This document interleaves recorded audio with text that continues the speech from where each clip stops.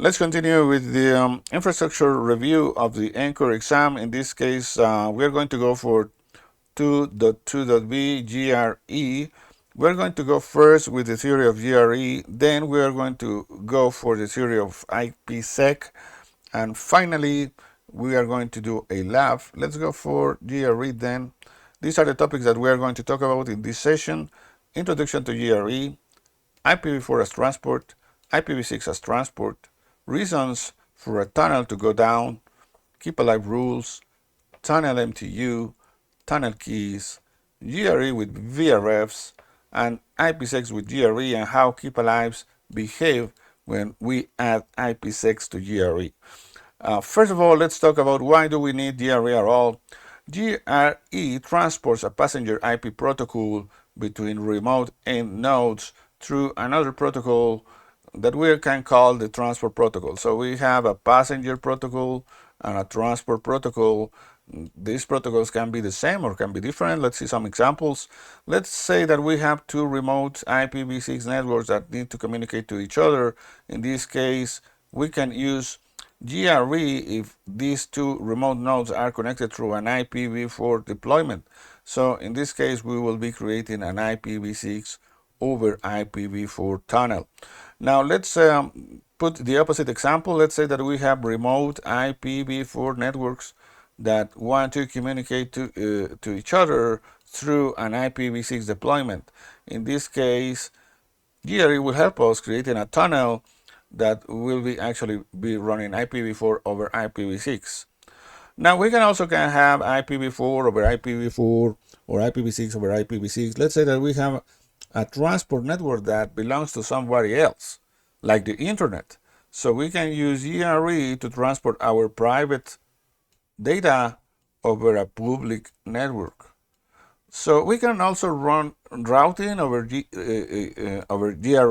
If we set up tunnels, we can actually run routing over these tunnels, and this routing will be completely unaware of the routing that exists in the underlying network. So if you think about that, then GRE becomes a virtualization protocol because it runs over an underlay network.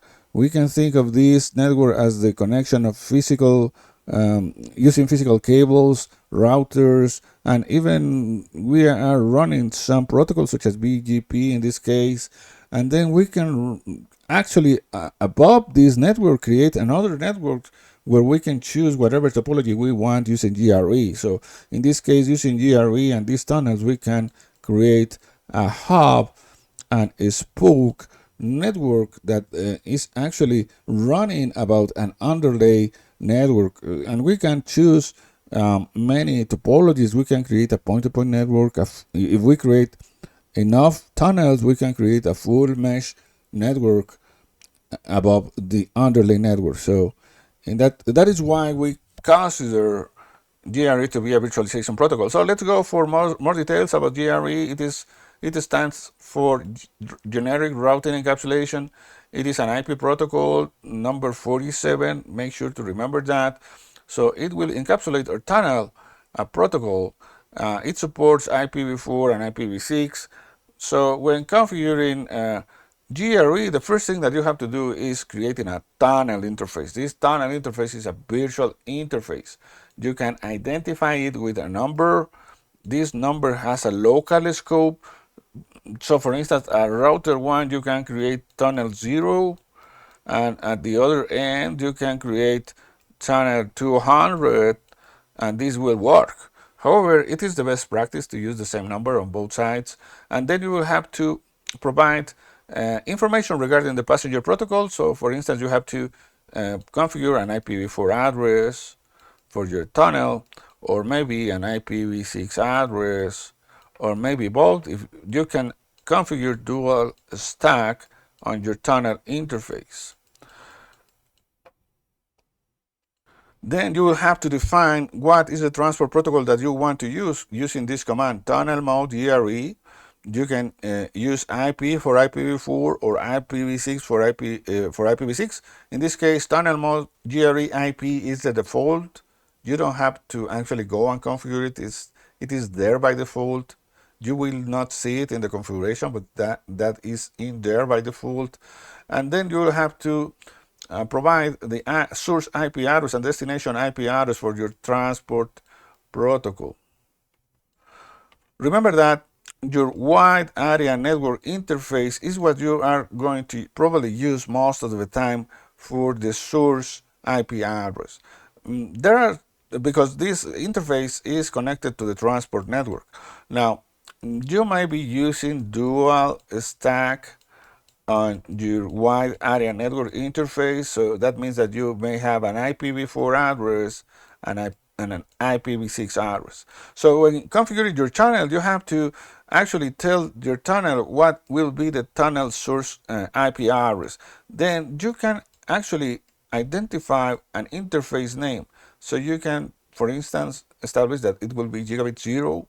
In that case, if your transport is configured to be IPv4 and you are using dual stack in this interface, this IPv4 IP address will be pulled out of the interface as the tunnel source IP address. And if you are using IPv6 as your transport, you are going to have to tell the tunnel that using this command, tunnel mode GRE IP IPv6.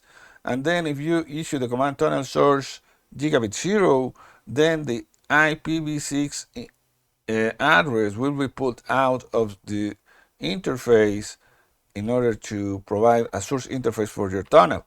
Now, remember that GRE is actually encapsulating your packet within another IP packet, where in order to build the header, GRE needs the source IP address and the destination IP address. Remember that the source IP address can be established using an interface name or the actual IP address. And for the destination IP address, you have to actually type in the destination IP address. And you must choose what transport are you requiring. In order to, for IPv4, you can leave this command as is, because it is the default tunnel mode GRE IP. You can validate what transport you are using if you issue the command show interface tunnel, and you have to look after this line. In this case, it says that the transport is GRE over IPv4. Now, if you want to use IPv6 as your transport, you have to issue this command within your tunnel configuration, tunnel mode GRE IPv6, and you can validate that using show interface. Look after this output. Notice that it is now saying that the transport is GRE over IPv6. So compare the difference between IPv4 transport GRE over IP and IPv6 transport GRE over IPv6. Now, if you configure your source IP address and destination IP address correctly, your tunnel will go up. Tunnels likes to go up after validating these two things only. Unless you're using keep alives, we're going to talk about keep alives later on. So if you want to find out more details about your state of your tunnel, you can issue show interface and look for this output line. In this case, tunnel lines line state evaluation up. It is now saying that it is up, but it is, if it is down, this output will tell you a little bit more detail. So for instance, let's say that your tunnel is down, maybe because the source interface is down. So you will issue show interface tunnel and you will find this tunnel line state evaluation is down, and it will tell you the reason. Tunnel source interface is down. The other reason for a tunnel to go down is if the destination IP address is not found in the routing information base or the routing table. So you can issue show interface tunnel. The tunnel line state evaluation will tell you that it is down, and it will tell you no output interface. So if you see no output interface, that is because your destination IP address was not found in the routing table. Now, you can sense that the path is working both ways between both ends if you enable keep alive. So you can, for instance, enable keep alives here on router 1. So router 1 is going to send keep alives to the other end, and then the other end must reflect the keep alive. So if you receive a keep alive back, that means that the whole path is working correctly. Uh, by default, keep alives are not enabled for tunnels. You can enable them with the command keep alive. If you enter the command keep alive without parameters, the defaults will be 10 seconds. So you will be sending keep alives for this particular tunnel every 10 seconds. And you will have to miss 3 keep alives in order to declare your tunnel to be down by default. So you can change these values. There are some rules that you must remember when it comes to keep alives. You can have one side using keep alives while the other side is not using keep alive. So for instance, you can have this router 1 that is sending keep alives in order to see that the path is working correctly. Router 2 must reflect them, but that doesn't mean that router 2 has keep alives enabled. Router 2 must reflect them even though if it has keep alives disabled. If both sides enable keep alives, the interval does not have to match. So for instance, you can have keep alives on this router 110 for an interval for 10 seconds with 3 retries, and you can have router 2 to have, for instance, keep alive being sent every 5 seconds and maybe by 6 retries. So the best practice will be configuring the same interval and retries on both sides, but they do not have to match in order to keep tunnels up. So if for some reason a tunnel is down before you enable keep lives, it will come up if after the first keep alive is sent and returned. So you can actually see with the same command show interface why your tunnel is down. If it is down due to missing keep alives, you will see this tunnel line state evolution down, and then you will see keep alives down. So you can use this command to actually troubleshoot why the tunnel is down. You can have keep alives down, or you can have no output interface, or you can have tunnel source interface down. So let's talk about MTU. Remember that interfaces usually by default guarantee 1500 bytes as MTU. In the case of tunnels, we are going to steal some bytes from this default MTU, because we are going to steal 20 bytes for a new IP header, and then we are going to steal another 4 bytes for a GRE header. So depending on the version of your iOS, you will see a default MTU. For iOS XE, this MTU is usually set to 1476. So you must keep an eye on this MTU, because if you are going to steal more bytes from your header, you have to fix this accordingly. For instance, if you're using GRE plus IPsec, you are going to fix the MTU accordingly, because IPsec uses more bytes to create its headers. So you might set this MTU, for instance, to 1400, for instance, to be on the safe side. You should fix this on both sides of the tunnel. So there is a best practice here. Avoid recursive routing to reach the tunnel destination IP address. Remember that the destination IP, the destination IP address must exist in the reef. If you actually configure your router to have some complicated rules or integrate scenarios where this destination IP address will appear in the reef only under certain circumstances, that is not recommended. The recommended way to set up this destination IP address is just make sure it is on the reef, but do not overcomplicate scenarios, such as making sure that another tunnel goes up and then some routing protocol goes up, and then after that other routing protocol goes up, then the destination IP address will show up in the reef, and then this tunnel can come up. Don't do that as a best practice. Now you can have this scenario where you have these two devices here. So let's say router 2 and router 1, and you set up a tunnel.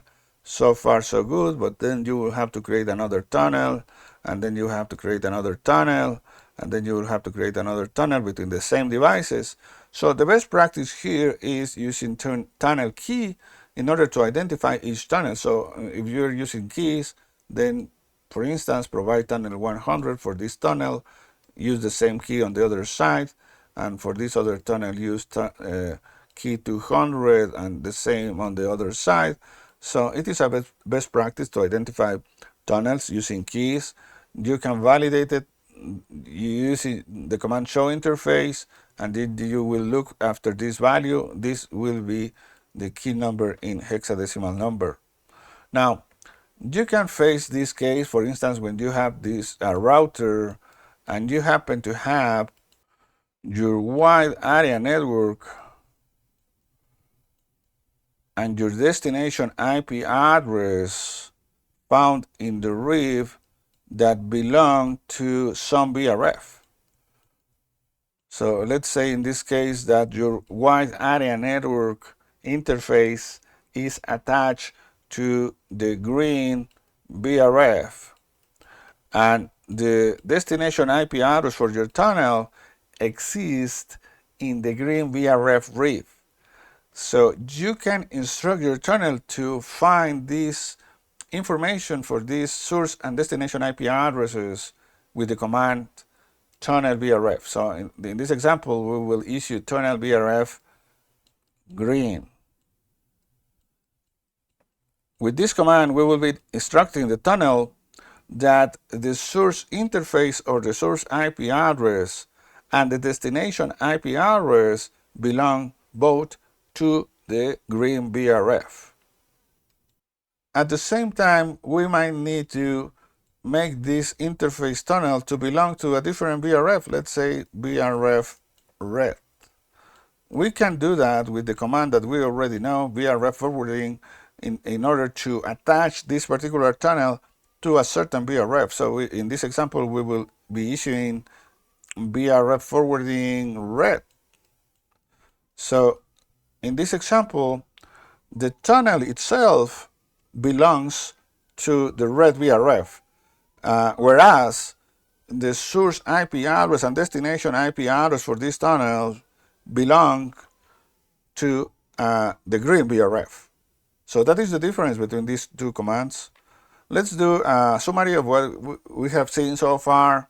We are going to create tunnels in order to work with GRE, and we must provide a number. This number has a local scope. It doesn't travel to the network. You can use tunnel 0 on one side and tunnel 200 on the other side. The best practice is using the same number for the same tunnel. And you can attach your tunnel interface to a VRF with this command. You can assign an IP address to your tunnel with as a regular interface with the command IP address or IPv6 address. You can configure both if you're using dual stack for your tunnel.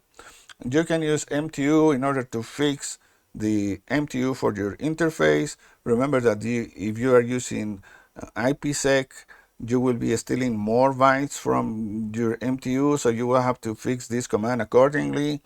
You can set up keep alives. Remember that keep alives are not sent by default. You can enter the command keep alive. By default, it will send keep alives every 10 seconds, and it will consider a tunnel to be down if you miss three keep alives in a row. Remember that these keep alives are configuration has a local scope. You can configure keep alives on one router, and you may choose not to configure keep alives on the other router. Keep alives sends the whole path, and when one router sends keep alives, the other router on the other end has to reflect them back.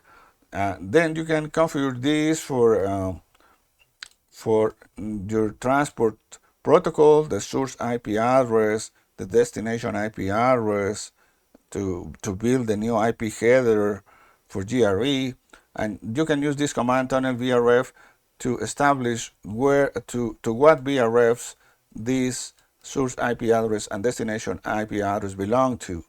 You can use tunnel keys as a best practice to identify each tunnel. It is really useful when you have two devices and you have many tunnels. You can identify each tunnel using the key. Now, what happens if we combine IPsec with GRE? Remember that we can use GRE in order to transport our private traffic over a public network such as the internet. So in those cases, we will need to provide these tunnels with security, several levels of security, encryption, anti-playback attacks, and so on. So confidentiality and so on, authentication. So we can use IPsec for that. So there are two ways mainly to create IPsec VPNs with Cisco: CryptoMap and IPsec profile. So remember that when using CryptoMaps, we are going to apply this security to usually to the wide area network interface. So all the traffic that comes across this wide area network interface that matches a certain ACL are going to be encrypted and decrypted, included your GRE traffic. Compare that with IPsec profiles. With IPsec profiles, you are going to actually perform all the IPsec shores directly into your tunnel interfaces. So traffic is going to get encrypted and decrypted as it travels through your tunnel interface. Compare that with CryptoMap that applies to wide area network interface. IPsec profiles applies to tunnel interface. So we have an issue here, and this is an interesting result of combining IPsec with GRE, is that keep alives may or may not work when IPsec VPNs are used in combination with GRE, depending on the combination. So let's say that we have router A and router V with several combinations of IPsec. Let's say in this first combination that IPsec, we are using IPsec profiles on this side, and we are using CryptoMap on the other side. So in this case, the keep alives that are going to be sent from A to B are going to actually work, and the keep alives that are going to be originated at router V and reflected by A are not going to work. In this second combination, we'll have CryptoMap of those both sides. In this case, the keep alives that are originated by side A will work, and the keep alives that are originated on side B are going to work. And in this third combination, we are going to use IPsec profiles on both sides. In this case, the keep alives will not work at all at either side. So let's examine what happens on the first option. Let's go back to the first option and let's see what happens on side B. You will see that given keep alives are not working, remember that we say that we are not working, we're talking about this example here. Then the tunnel on side B will go down, and you will see these particular errors. You will see that your traffic, your keep alive that is being reflected by the other side, when the other side is using IPsec profile, it will reflect your keep alives, but it will reflect them not being encrypted. So these are the errors that you will see on side B. We have an example here. For instance,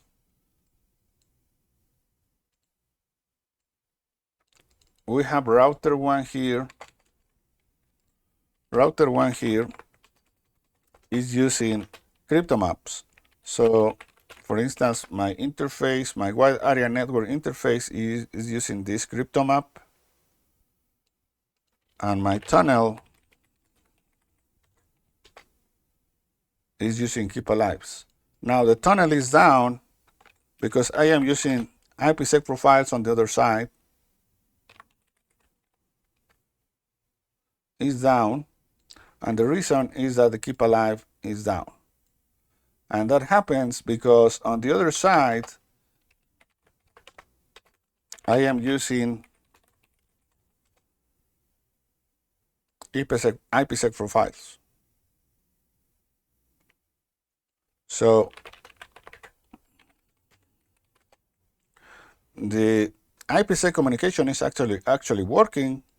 This is not an IPsec issue, and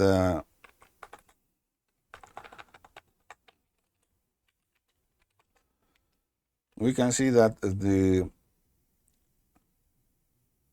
security associations are up. QM idle means that this is working, and we have these security associations active. However, we see this error on this side, so the keep alive that is coming back is not encrypted. So this is the keep alive that goes from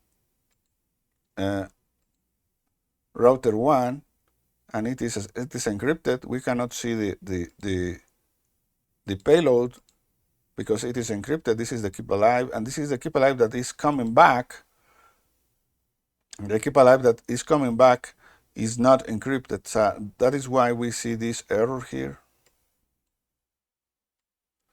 And that is why we are not being able to properly process this return and keep alive, and then this router 1 considers that this keep alive was not received. Therefore, it is going to reach the conclusion that there is something wrong with the path, and it is going to turn the tunnel down. So make sure to remember how these combinations work when using IPsec with GRE with keep alives. So this is the summary of what we saw. That's it.